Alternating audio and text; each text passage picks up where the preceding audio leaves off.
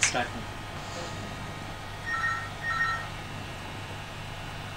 Start कीजिए. Okay.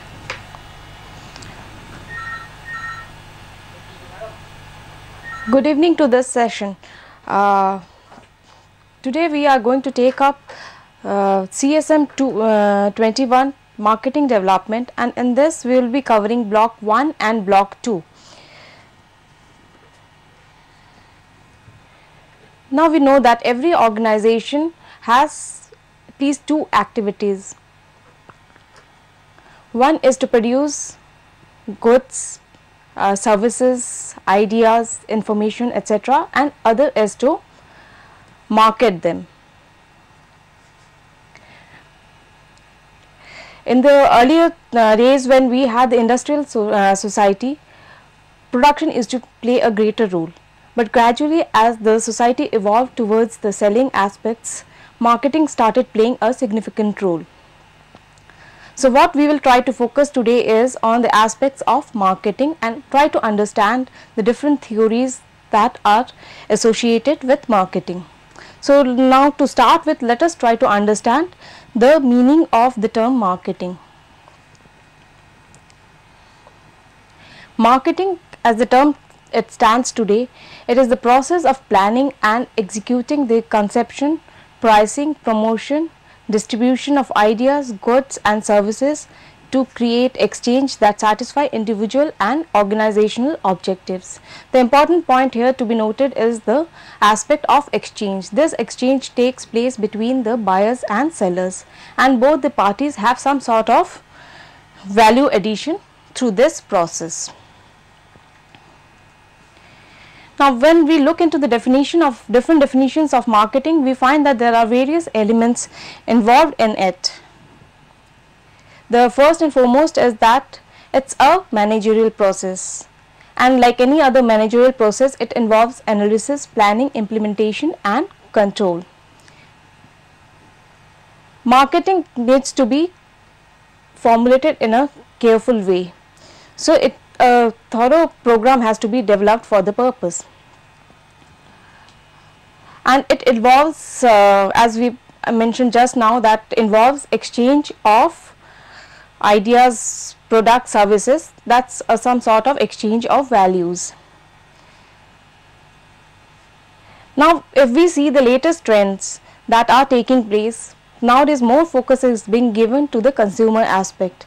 So consumer orientation is becoming relevant in today's context, and in this regard we have to take into consideration the target market, the market segmentation aspects, which we will be discussing in this session itself.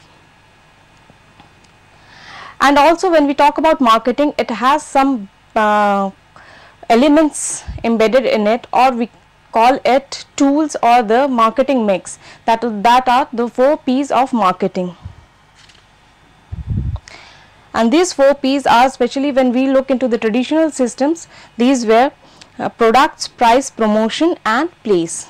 So overall, when we talk about marketing, it really involves selling, a sort of market research, and also the aspect of advertisement or the promotional work. Now let us look into some of the benefits that accrue from marketing. Marketing is something involved, it gives some sort of improved satisfaction for the target market, that is the consumers or the organizations who are buying the goods or services. It also produces attraction for different marketing resources, and improved efficiency in marketing activities also takes place through the marketing procedure. Generally, some criticisms are also leveled towards marketing.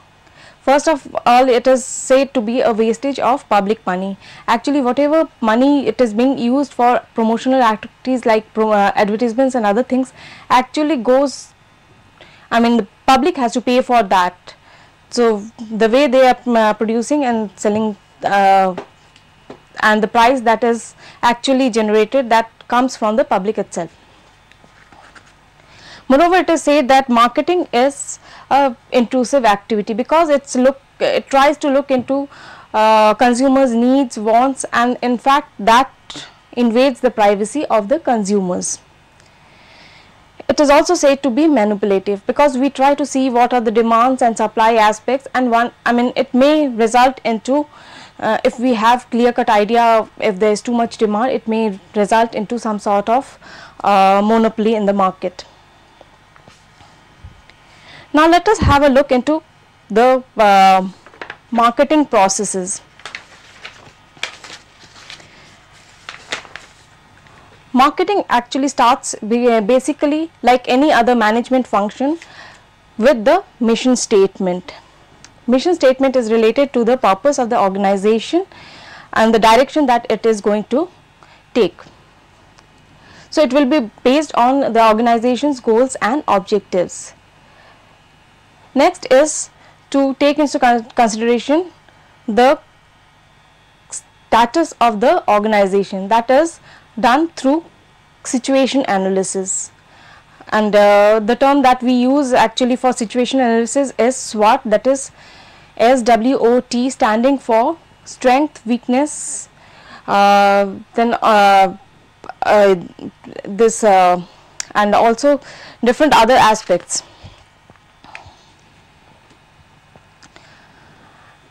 Now the next step is to build on core competencies. For this we have to look into what are the different strategic alliances that are available, and also the internal competency that we are lacking in. Then the next step is to analyze the strategic alternatives, and this is done through growth share matrix, business strength, market attractiveness matrix, industry competition model, all those aspects. This is actually trying to understand the situation, analyzing the different alternatives that are to be taken to be in the market. Now the next step is to select and segment the target market. For this you have to identify the appropriate market where you can actually position your product. So for this purpose the market has to segment it, and then we go into deciding which target section will be appropriate for us. And the next step is setting marketing goals and objectives. So this setting of goals and objectives should be related to the objectives and goals of the organization as such. After we have set the goals and objectives, next step is to implement them. And finally, after implementation, one has to look into how it's working, and for this some evaluation studies needs to be done, and if necessary some changes or some re-engineering will be required. Now let us see how this marketing concepts developed throughout the years. Initially we had the production orientation era, that was something around 1900 to 1930s, in which the major task of an organization was to pursue efficiency in the production and distribution. Here quality was given more emphasis, and it was felt that if the product is really qualitative, it will really have a market, and for this you need not go for marketing. And as a result, in such situation there used to be more demand than the supply, and this created some sort of monopoly in the market. Then during 1930s and 60s to 60s, sales orientation came into being. Here it was felt that the customers really are not interested to buy things, and they should be actually motivated to buy things, and for this some sort of stimuli should be provided in the market so that they are encouraged. In this era also we can see that the whole marketing concepts developed, and marketing managers were created in various organizations. Then the next trend was towards market orientation, and this started something after 1960s. In this, the basic focus was on the consumer needs and wants. So, determination of needs and wants became important, and satisfying them through some sort of relationship building, some sort of communication, and encouraging them to buy, that became a process of marketing. So, if we see that in present day, that the trends are now towards relationship marketing, that is meeting consumer satisfaction with relationship. It's not that just you buy sell your product and it finishes there. It goes beyond that. It's not just selling, it is also emphasizing on the services aspect. The next another trend we can see is that key customer management aspects also started coming into being.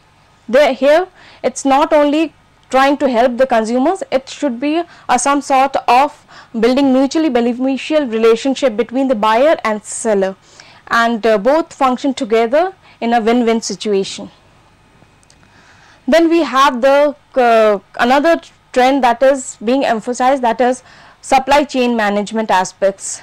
It's being felt that it's not just, it should not be just limited to selling, but also one should give attention to the distributive aspects. So, all the value chain members are taken into consideration, and it's a sort of managing a pipeline that links customers to the suppliers. And in the present society, we find that in fact customers are becoming more demanding, and they are actually asking for the choosing their own suppliers and all those things. So, supply chain management becomes important in this context. Another aspect that can be seen is that focusing on loyalty marketing. It is felt that it's better to target for those, I mean, it has been said that consumers could be categorized into three types. One is the loyals, the second type is the habituals, the third type is variety seekers, and finally the another type, that is switches, those who switch from one brand to the other. So, in this it is felt that it will be better to focus on the loyals and all the habituals. It's felt that it's more economic and cost effective to focus on those who are already using your product rather than trying to build new market. Now, let us look into some of the functions of marketing. The marketing functions can be basically divided into three types. These are exchange functions, physical function, and facilitating function. When we talk about exchange function, in this buying, selling, pricing aspects are taken into consideration. Buying refers to buying raw materials, equipments, then shipping of goods and all those things. Selling is how you sell your product in the market, how you reach out to the consumers. Pricing is deciding an appropriate price, and physical function covers aspects like assembling, transportation and handling, storage, processing and packaging, grading and standardization. And facilitating function relates to the distribution aspects, and also to some to some extent the financing and risk bearing, because those who are going for marketing, they need to also take into consideration the risks that are involved and how they are going to bear that. Now, when we look into a typical market department of any organization, we find that the marketing functions can be divided into two types. One is to stimulate demand, and the other is to service demand. So, when we talk about stimulating demand, this is through some sort of promotional activities, and this involves advertising, sales promotion, pricing, personal selling, product planning, public relations, etc. The other aspect is the servicing of demand, which actually talks in terms of distributing the material, where your warehousing, then transportation, order process handling, inventory management, all this comes into aspects. Apart from that, the marketing departments also have the function of general administration, financing aspect, and also marketing and sales forecasting.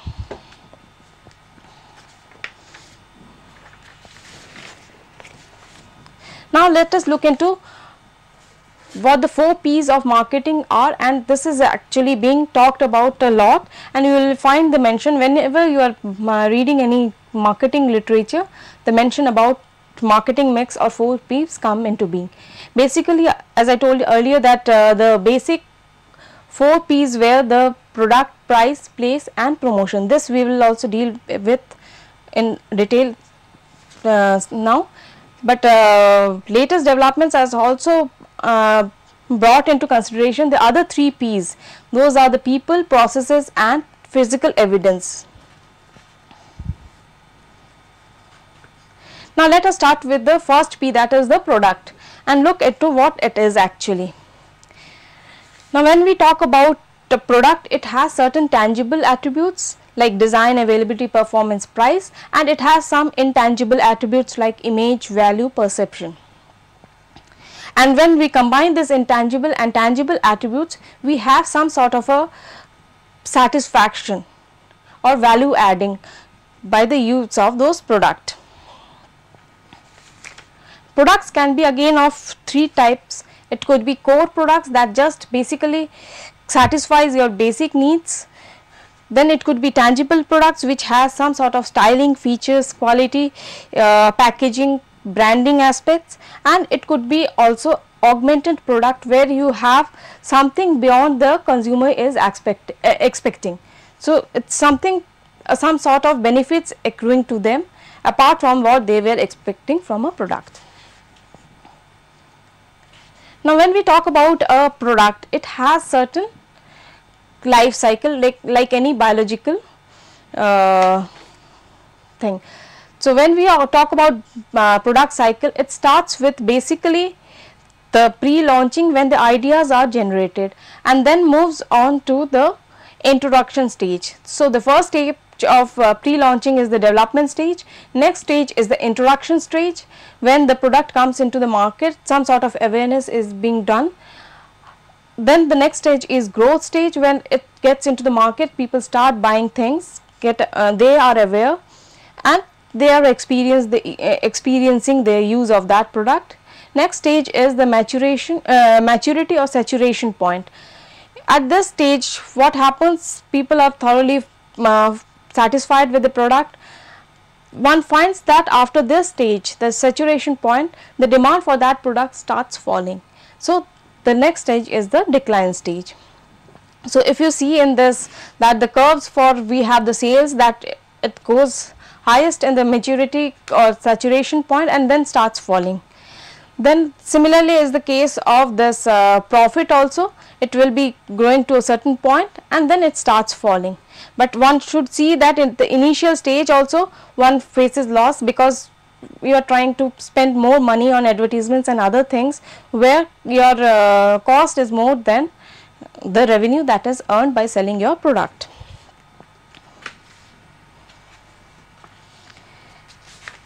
Now let us look into the next aspect or the second P, that is the price. When we talk about price, it is determined through the process of demand and supply for the product, and the exact price is said to be equivalent something where the sale and supply and demand curves meet. So when we talk about demand curve, we find that demand curve is inversely proportional to the price. It is seen that as demand, this price of a product increases, the demand starts falling. On the other hand, one sees that in case of supply curves, as the supply price of the product rises, the suppliers or the marketers would like to sell more. So it is directly related to the price, and the point at which the demand curve and the supply curve is meeting, it is known as equilibrium point, and it is the exact point where the price will be decided. But this is a very simple presentation. Actually there are lot of other factors that influence the market conditions. So price may vary depending on those factors as well. So when an organization is deciding the price for or a particular product, it has to go through various stages, and it starts with the objectives of the organization, that is whether it's going to be a profit making organization or non-profit making organization. So if it is a profit making, it will be thinking in terms of making more profit, so higher prices may be charged for that. And in case of non-profit, it's just selling the things or providing some sort of welfare activity. So in that, price may not be something very high, it may be just covering the cost depending on the objectives of the organization. So next step is to set pricing objectives and the policies that are to be incorporated. The next step is to assess the target market, see where you can sell your product. So accordingly, one can decide about the price to be given, and this may also lead to some sort of differentiation in the market, where you can give different pricing for different target markets. The next step is to also assess the cost and cost structures, because on the basis of your cost only you have to make decisions what should be the price for your product. Then one has to look into the demand, whether the demand is high, demand is low. On the basis of that, one can decide about the pricing. Then next step is to assess the competitors, see what are the prices they are offering also. This is important because on that basis only you have to decide what price you are going to put up for your product. And then comes the selecting the appropriate pricing method. This we will be discussing later on. Then comes the selection of specific price.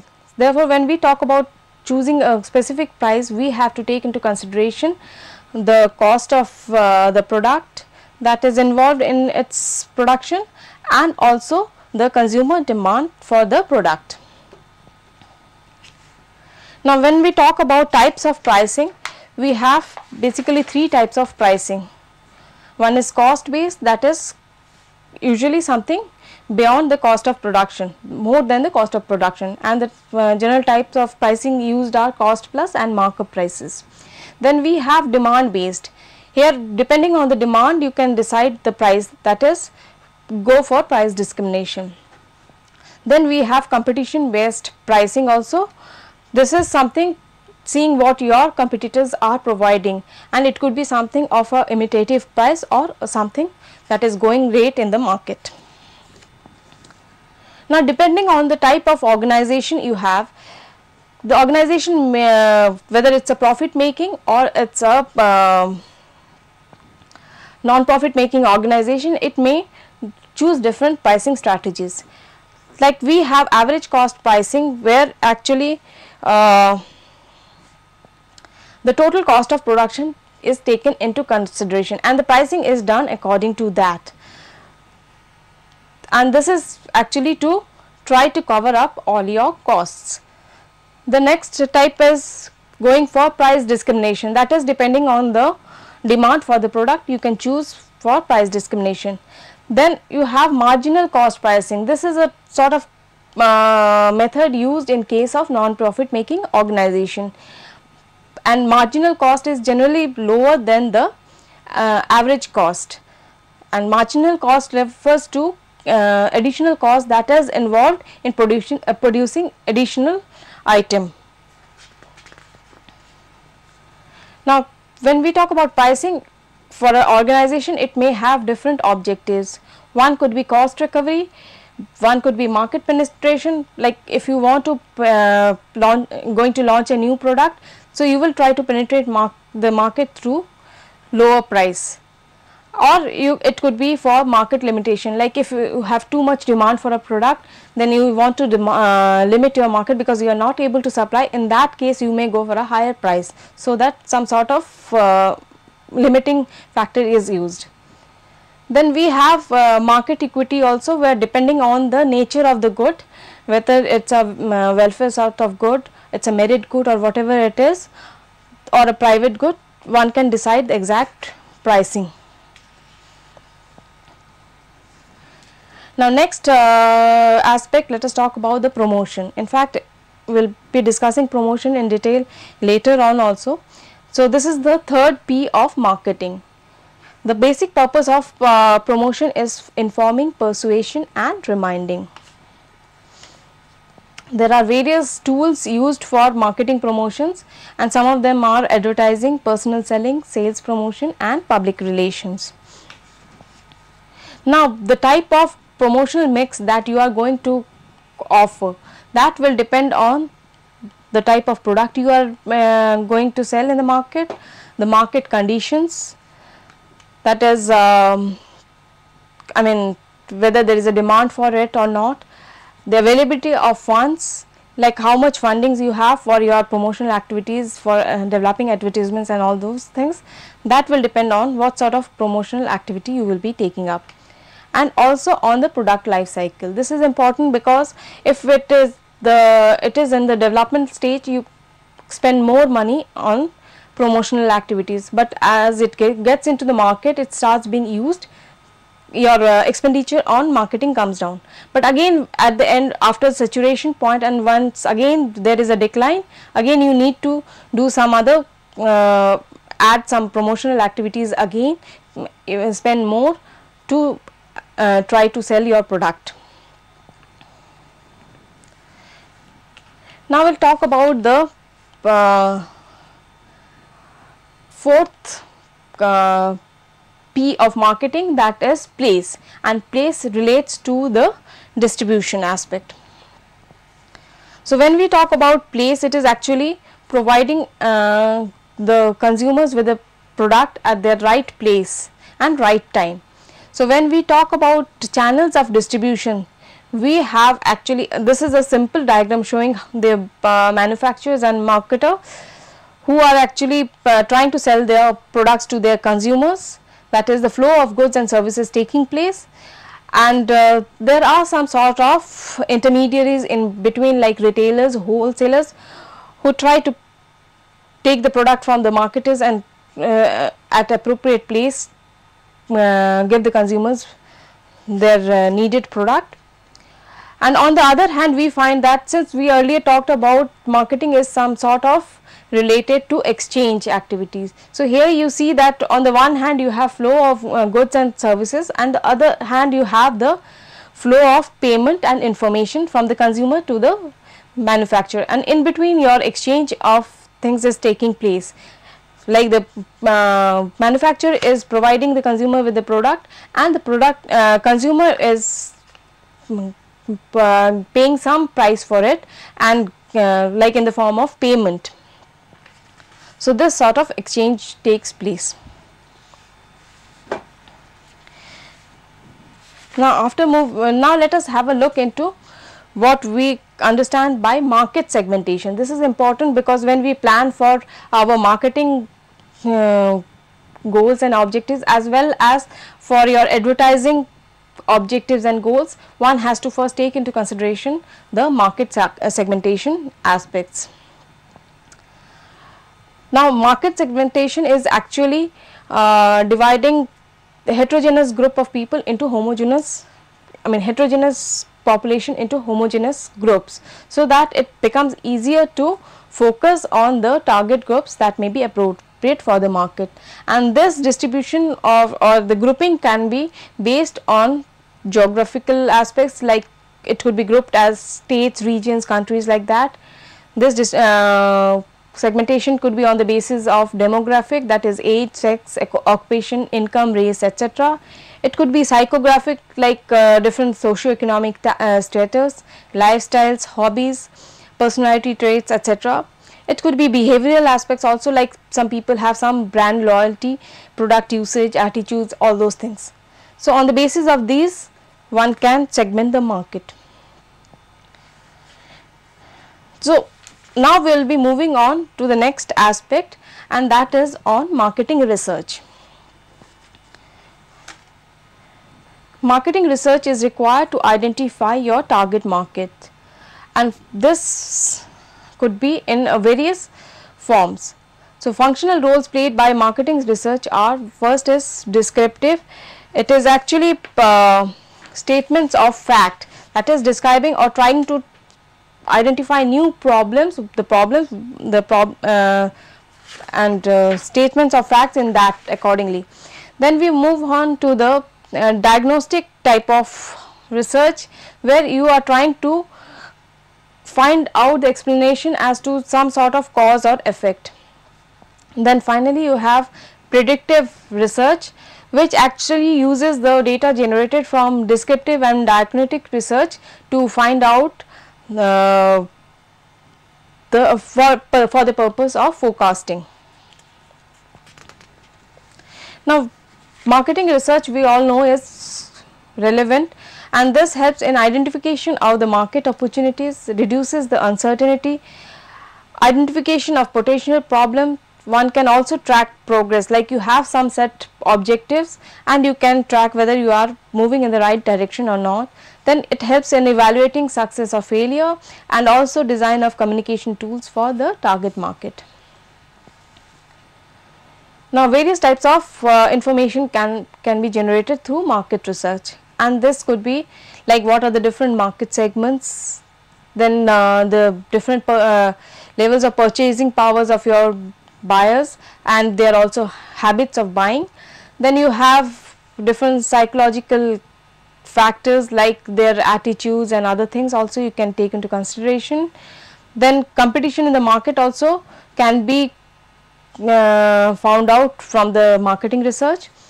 Then also the factors that influence the marketing as such, and this could be environmental factors that are related to marketing.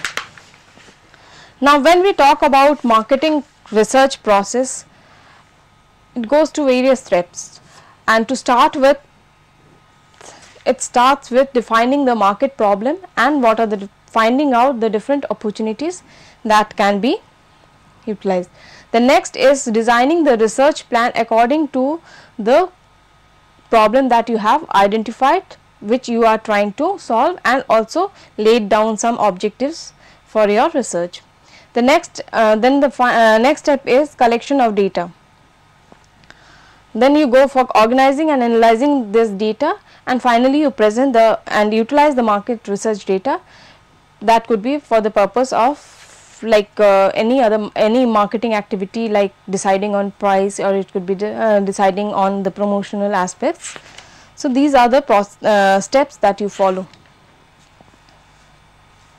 Now, when we talk about research problem, actually it may be related to various aspects. It could be either for launching a new product, or it could be to try to find out why there is low awareness. Then it could be maybe the company is having some sort of poor image in the market and trying to find out the cause behind it, or it could be for it could be related to the distribution problems. So, once you are going for research, you should see that it should be reasonable, that is something that you are able to achieve. So, objectives should be set at a point which are achievable. Then you should be specific to your purpose, that is exactly what you want to find out. If you are trying to find out the buying habits of your consumers, just try to focus on that aspects, do not go beyond. Then next term, it should be also the objectives that you are trying to measure set should be measurable. Now, we have different types of research: exploratory, descriptive, and causal, that is looking into cause and effects, that we just discussed some time back.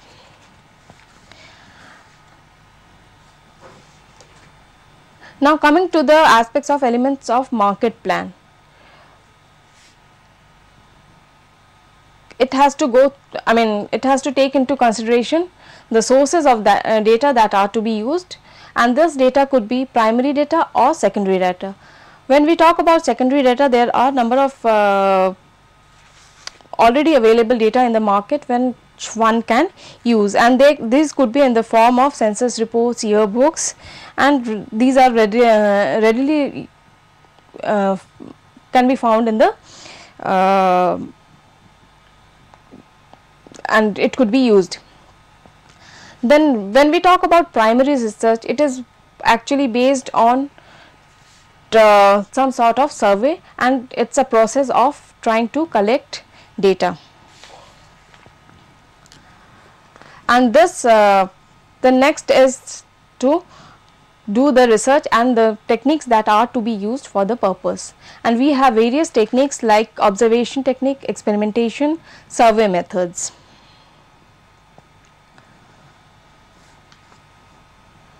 Now when we conduct surveys, it could be through various methods, and that is the generally used process for collecting primary data.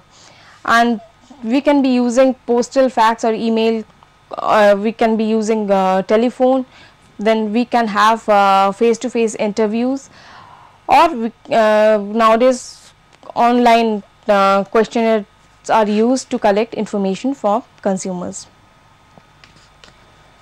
Now the type of questions that you put up for your respondents, it could be in various forms, and this could be dichotomous. There is some sort of yes or no or true or false, some sort of question like that. Then you have multiple choice questions where you give different either scalings, or you give some choice points where they have to select one of them. Then it could be open ended, and this open ended thing is generally used in Delphi technique or others, like where you are in fact giving some space for the respondent to put their own views about something. Now when we talk about collection of data, it could be either probability sampling or it could be non-probability sampling. Non-probability sampling method, it's easy and very cheaper, much cheaper than the probability sampling, but probability sampling gives you more accurate result. And when we talk about probability sampling, there are different types like simple random sample method, stratified sampling, cluster sampling. And in case of non-probability, you have convenience sample, judgment sample, quota sample. So after you have collected data, analyzed, and the next step is to put it into a form of report, which is actually used by the managers. And this could be, one should take into consideration that the report presentation should be simple and brief, so that if you give too much of data and all, it has no meaning. So it should be systematically put and it should be simple. Then some sort of summary should be provided, and one should use visual formats like graphs and other things, which is much easier to apprehend than tables and other things. And also detailed statistical analysis should be appended, so that those who are interested to go deeper into finding the cause and effect and other aspects can look into it. Now when we talk about research agencies, actually generally it's very expensive activity, and the marketing department may not have its own research personnel, and they may depend on different external agencies for the purpose. And in that case, you have different types of firms doing the job for you. One is the syndicate research firms, which actually their job is to do research, a generalized type of research, and whatever reports are generated by them can be used by the marketing department. Like in India, we have Indian Marketing Research Bureau, then the National Institute of Industrial Research, ORG, MARC, then Television Rating Point Systems, that is TRP. There are the syndicate firms that are that produce lot of data which could be useful for the marketers. Then you could have firms who can do custom marketing research for you. You can just identify what your objectives are, what you are trying to find out, and they can do the job for you. And there are some firms which specialize into particular aspects. So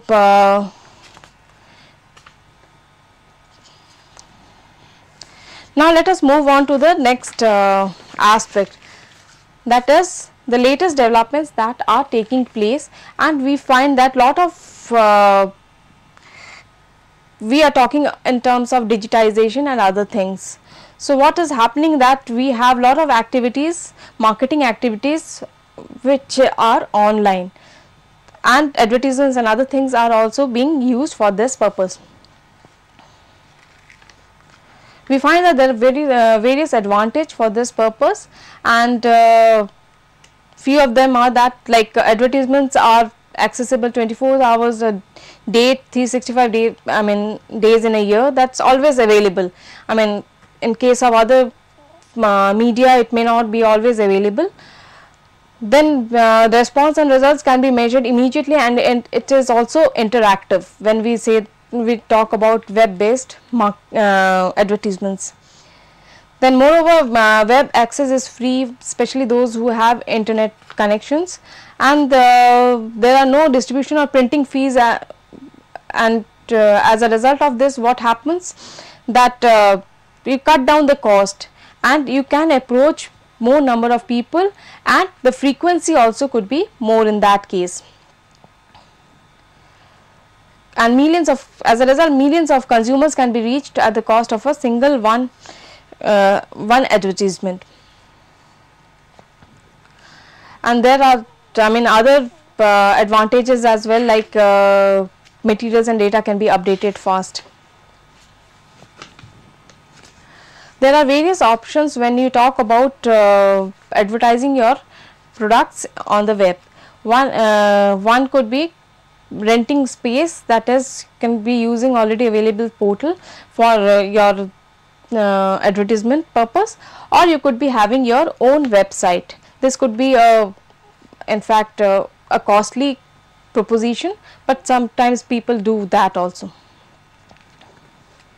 Now when we talk about web ads, we find different types of web ads available, and those who are really using web, they find that lot of interactive banners that come on the top, and it's quite irritating sometimes, like you would feel like getting rid of those things. But these banners are, interesting part is that these are interactive, and you can directly find out more information through these banners. Then you have some sort of interstitials in between, that is like you are trying to click for a particular page, but instead of that page coming, you have something in between coming over your screen, and just your activity is stopped for the purpose. This sometimes becomes very irritating in fact. Then lot of multimedia ads are now seen on the web, which is also again irritating in the sense that it takes a lot of downloading time. One can also see some sort of contextual ads, like for instance if the web page of a university or something like that, you may have something to do with some website which tells them about some relevant courses and other things like that, or it could be like some textbooks or books, or directly taking you to the bookstores. So that sort of contextual ads could be there. Then we have the latest developments, that is web commercials, or in simple words it's web commercials, which is similar to the TV commercials. But the advantage of web commercials are that they are much cheaper to produce, and they are interactive. One can directly interact and even go for purchasing the things that are being shown in the web commercials. When we talk about digitization, latest trends that are taking place, we find that lot of financial services are also being provided on the web, and this includes online trading, banking, insurance services, loan, mortgages. In India, in fact, some private banks are already giving online services. Then online trading is also taking place, but insurance, loans, mortgages, it has yet to develop, and it's not being used as such. when we talk about digitization, it's also important to look into the virtual corporations that are coming into being. And in this, when we talk about virtual corporations, three aspects are important. One is hoteling, then telecommunicating, and the other is outsourcing. What happens that one finds that since every transactions are done digitally, there are there is no need to hold your seminars, conferences or meetings in a place where you have all your files, because they are in the digital format.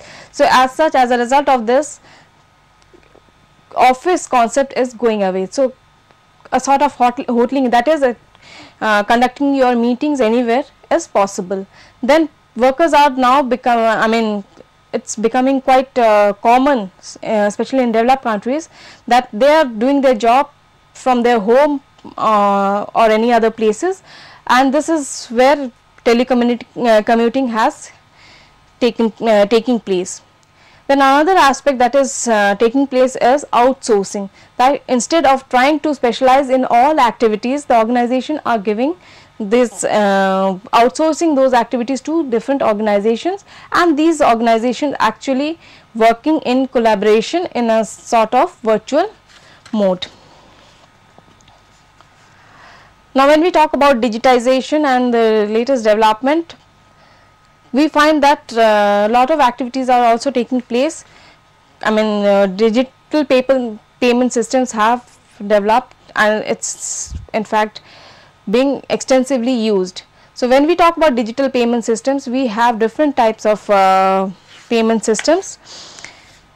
One is electronic currency, where in this we can have the examples like DigiCash, that is the eCash, NetCash, like that. It's a sort of digital coin using which are identified by some bit patterns. Then you have the other type of digital payment system, that is the credit debit schemes. The examples are SCT, NetBill, NetChecks, and these are actually online account payment systems that are being used. And another important thing is the secure credit card transaction, and example of this is CyberCash. And this actually the interaction takes, or the exchange takes place in a encrypted format. Now we will quickly move into the next block, that is advertising campaigns, but since most of the things have been covered already in the first portion, so we will be focusing the main points that are to be taken into consideration when you are talking about advertising campaigns. Now before going into advertising campaigns, it's actually should be seen as a sort of promotional activity. So when we talk about the promotional activity or the promotional mix, we find that it is a combination of individual promotional tools selected by the marketer to promote a particular product. We have earlier also discussed that there are various promotional tools like advertising, personal selling, sales promotion, publicity and public relation, direct marketing. So we will have a quick look into them. When we talk about advertising, it is a sort of a paid form of non-personal communication link initiated by an identified marketer. It's trying to establish or continue exchange relationship with customers and other stakeholders. Now we have different types of advertising. It would be product advertising, or it could be in institutional advertising. Now when we talk about advertising process, in fact it has to go through several stages. To start with, one has to review the strategies and plans of the organization, then one has to identify the target audience, then one has to set based on the target audience, one has to set objectives and budget, then develop a creative approach as to how to reach the target market and make them aware about your product. Then conduct advertising research to find out, this research is related not only finding out about the market, as well as it should be based on finding out about the message that is to be sent. Then next step is selecting the media and producing advertising. Next is producing and finally we have to evaluate your market. The next type of promotional activity is personal selling. This is something like interpersonal communication, that is going to your user and presenting the product to them, giving them full detail about the product. And there are various personal selling types. One can have telephone selling, or then you have technical selling, providing technical support. Then machinery type of, that is giving full details about the product. And retail selling, that is at the retail point you have your product put up and retailers selling your product.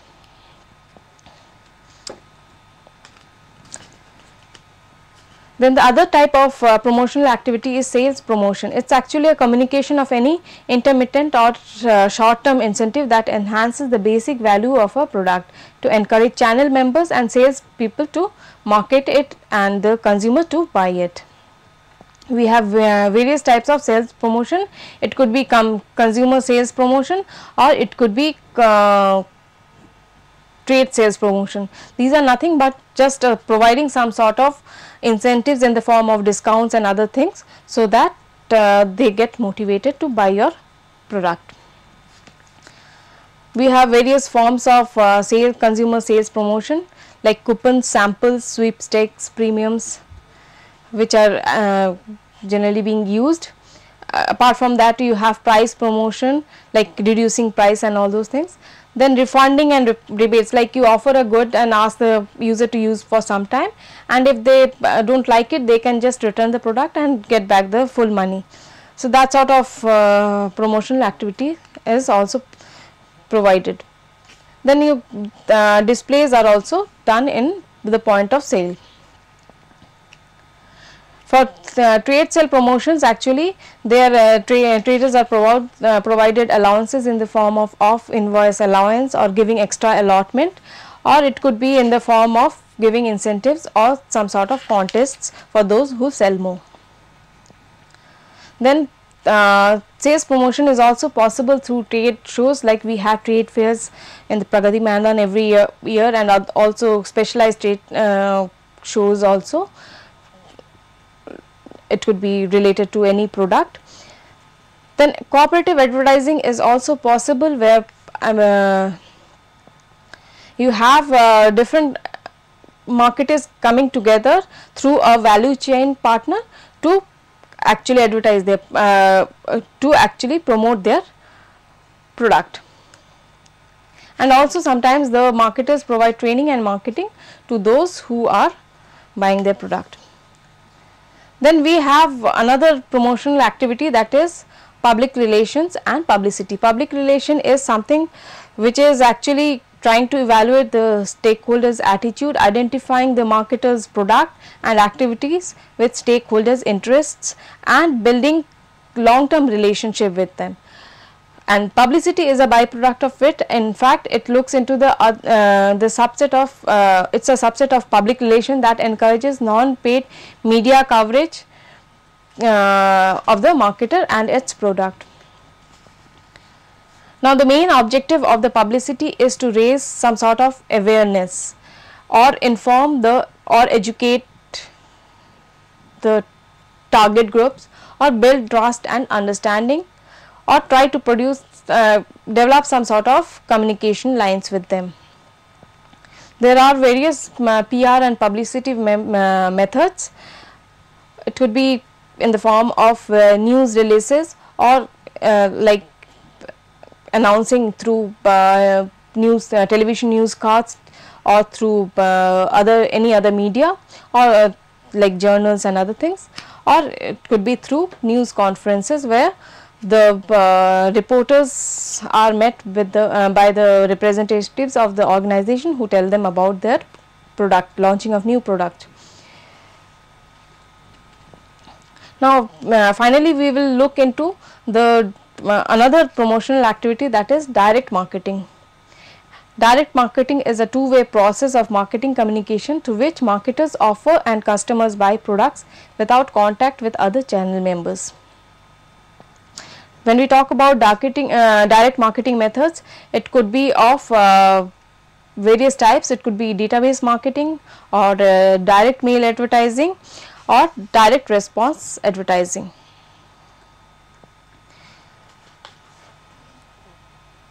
When we talk about marketing communication strategies, that is looking into the strategies that are to be followed, it goes through various steps. Step 1 is to analyze the market, target market. Second is to analyze the product, that is the competition, how it is being used. Then analyze the competitors in the market. In the fourth step, you have to identify the competitive consumer benefits, that is the advantage your product is giving over the other products. Then you have to communicate the benefits to your consumers, and in step 5 you have to convey the brand personality, that is decide on the tone and personality that differentiates the product from others. And finally, and the final 2 steps are to develop some sort of communication objectives, and on the basis of that move on to that. So finally, you have to plan for a consumer contact points where your promotional the aim is to reach your target market or reach your consumers, or making them aware about your products. So this is a brief look into the various aspects of marketing, and also about to some we also looked into different aspects of promotional activities, and in the next session we will be taking up further 2 blocks, that is block 3 and 4, and in that we will be focusing on digital media products and the advertising of products through multimedia modes. Thank you.